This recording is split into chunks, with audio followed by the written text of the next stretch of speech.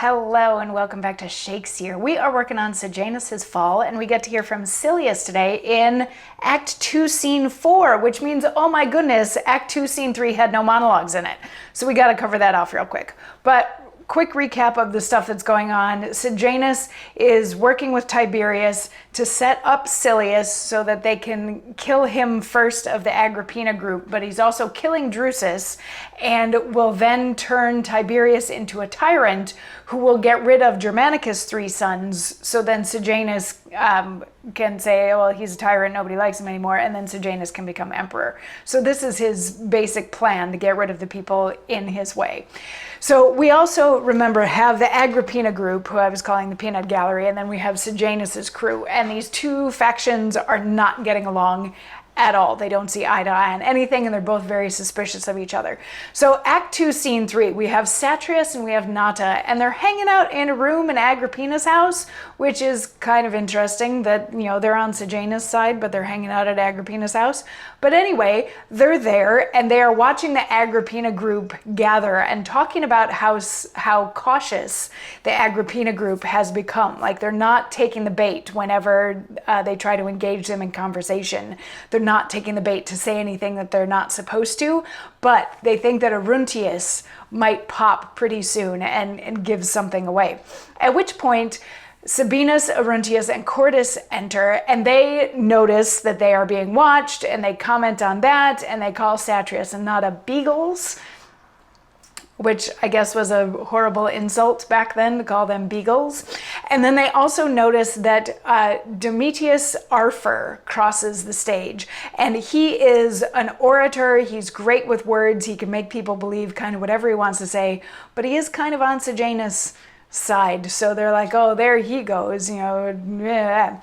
And Sabinus gives a rather grumpy, condemn all of them, and then the scene ends. So it's a scene that doesn't accomplish a lot plot-wise. It just has the Agrippina group gathering at Agrippina's house and showing that they are being spied on, but also aware of the fact that they're being spied on, so they're not going to do anything bad. And it introduces us to Arthur, who we will hear more from later.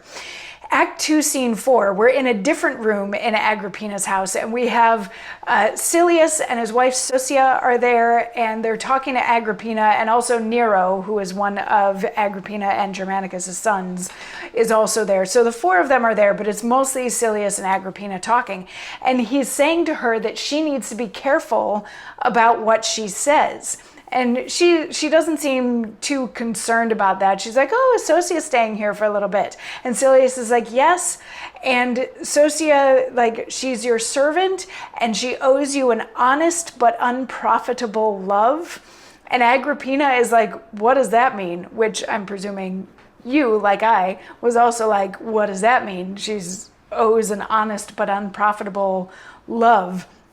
So Silius replies, sort of to explain. He says, you take the moral, not the politic sense. I meant, as she is bold and free of speech, earnest to utter what her zealous thought travails withal, in honor of your house. Which act, as it is simply born in her, partakes of love and honesty, but may, by the over-often and unseasoned use, turn to your loss and danger. For your state is waited on by envies as by eyes, and every second guest your tables take is a feed spy to observe who goes, who comes, what conference you have, with whom, where, when, what the discourse is, what the looks, the thoughts of every person there they do extract and make into a substance.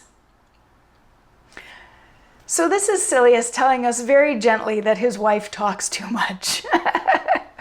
So he's like, he doesn't mean unprofitable in the sense of it's not going to bring any value to the conversation. He means like this is purely a political thing. You are not going to get any political gain by having my wife around, and it may actually come to harm you, because my wife is very sweet, she's very innocent, she talks a lot, and while she is sitting there talking about how wonderful you are and how wonderful your house is, she might say something that is actually detrimental, because half of the people here, half of the people around you are spies that are looking out for any possible thing that they can nail you for. He's like, they are taking note of who's here and when they're here and what you talk about and what the tenor of those conversations is. He's like, you are being very, very watched. And with my wife here who talks a lot, that may turn out to be a bad combination.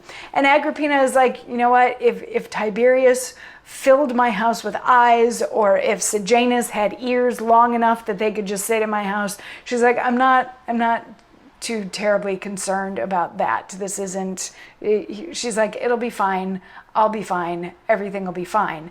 And Silius is going to have a response to that in the form of monologue that we will hear tomorrow. So I will see you then. Mwah.